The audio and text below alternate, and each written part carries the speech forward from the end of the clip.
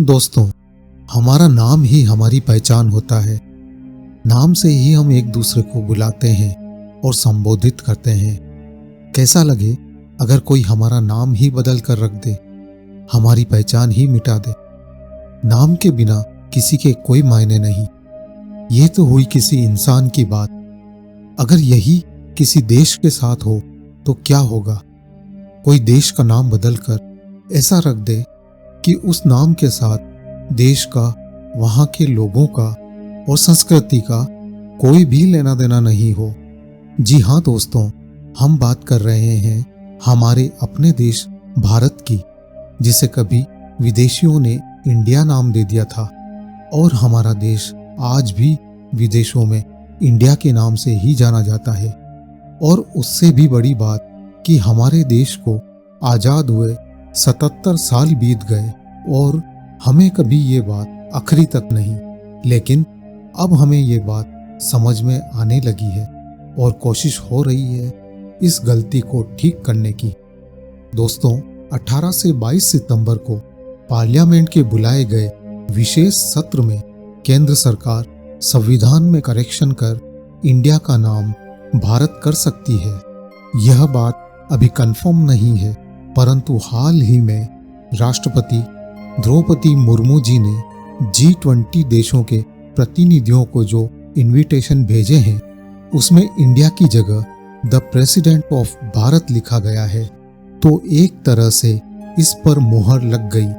क्यों हमारे देश का नाम सदियों से भारत था और क्या है इसके पीछे की कहानी? आइए जानते हैं।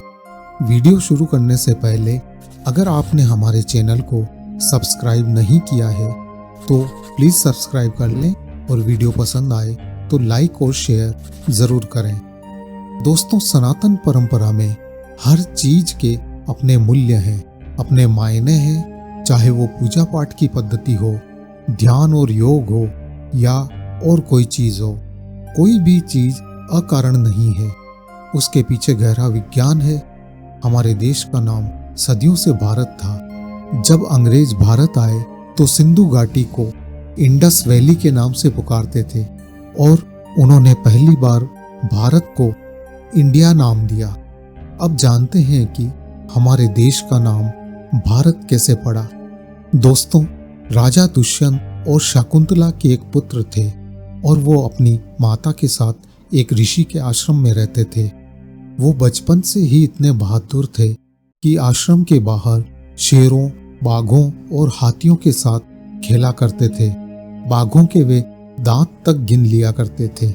राजा दुष्यंत और शकुंतला के इन्हीं पुत्र का नाम भरत था, जो आगे चलकर चक्रवर्ती सम्राट बने और इन्हीं के नाम पर इस भूभाग को भारतवर्ष कहा जाने लगा।